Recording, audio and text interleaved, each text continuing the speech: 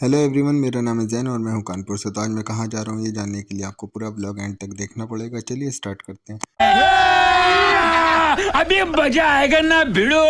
Luggage वगैरह हमारा सब रेडी था। फिर मेरी मुलाकात होती है ताबिश और आकिब से। इनसे मुलाकात करने के बाद जल्दी से हम अपना लगेज कार में शिफ्ट करवाते हैं और निकल जाते हैं एयरपोर्ट के लिए। एयरपोर्ट जाने से पहले हमें जाजमऊ में रुकना था क्योंकि उज़ैफ़ा हमारे साथ जाने वाला था। उज़ैफ़ा से मुलाकात करने के बाद हम निकल जाते हैं एयरपोर्ट के लिए। उज़ैफ़ा अपनी 700 बहुत स्पीड में ड्राइव कर रहा था।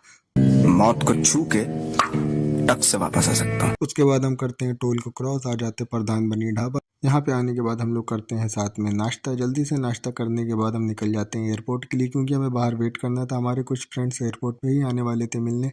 उसके बाद मैं उज़ैफ़ा को बता रहा था, भाई थोड़ी स्लो ड्राइव किया कर, तो बहुत ज़्यादा स्पीड में ड्राइव करता। उसके बाद हम करते हैं एयरपोर्ट पे एंट्री। एयरपोर्ट पे एंट्री करने के बाद जल्दी से मैं सब अपना लगेज उतारने लगता हूँ और करता हूँ शिफ्ट। उसके बाद मैं मिलता हूँ एहसन भाई से। एहसन भाई से मिलने के बाद मैं मिलता हूँ शावेद से और डेली मिलने वाली परंपरा अब हम लोग की ख़त्म हो गई।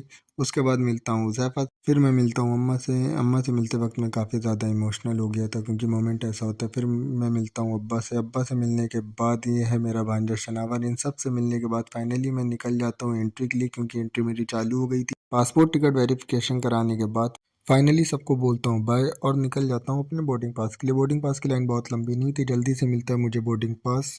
उसके बाद फैमिली को लास्ट टाइम करता हूँ अल्लाह हाफिज़ और निकल जाता हूँ इमिग्रेशन के लिए। यहाँ पे अपने बोर्डिंग पास को करता हूँ टच। फिर मैं आ जाता हूँ इमिग्रेशन के लिए। यहाँ पे 10 से 12 काउंटर इनके पास इस टाइम पे अवेलेबल है। बस इन्होंने इंटरनेशनल के लिए सिर्फ 3 काउंटर ओपन करा है। 2 घंटे की लंबी लाइन लगने के बाद फाइनली हमारा इमिग्रेशन क्लियर हो जाता है। उसके बाद मैं अपना हैंड कैरी और इलेक्ट्रॉनिक डिवाइस करता हूँ सबमिट चेकिंग के लिए। चेकिंग करने के बाद फाइनली मैं आ जाता हूँ वेटिंग एरिया में। मुझे लगी थी भूख और जल्दी से करता हूँ डिनर क्योंकि मैं घर से डिनर लाया था, मम्मा ने दिया था।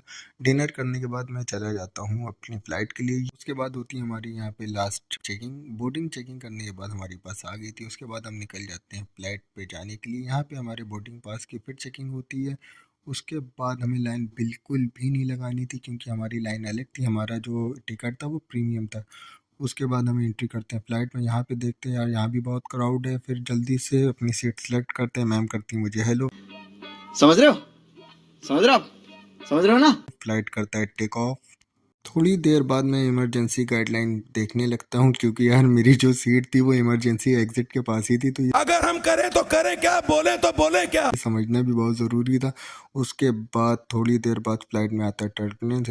तो साला ये दुख का खत्म नहीं होता बे। इससे मेरी आँख खुल जाती है। मैं देखता हूँ फिर फ्लाइट में हो जाता अंधेरा। खैर मुझे इससे तो कोई फ़र्क नहीं पड़ा। शाबाश बेटा, बहुत बढ़िया। मैं लगाता हूँ अपने फ़ोन में मूवी और मूवी देखते देखते 4 घंटे 55 मिनट का सफ़र कब कट गया